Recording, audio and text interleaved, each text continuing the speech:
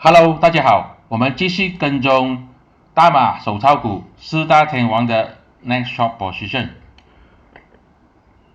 星期五1月26号 Top Graph 0.65是增加了，而且是近期的最高，可以看到它是比过去更高。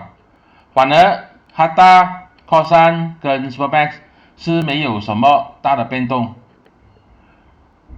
我已经讲过很多次，如果你要操作手套股的话呢，首选是 Hatta 跟 Khosan。Top Graph 跟 Supermax 呢就要看清楚来。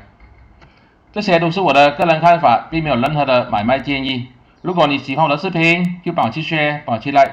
如果你想加入我的 WhatsApp 小组讨论一些股的话呢，就去留言区里面了解详情。谢谢大家。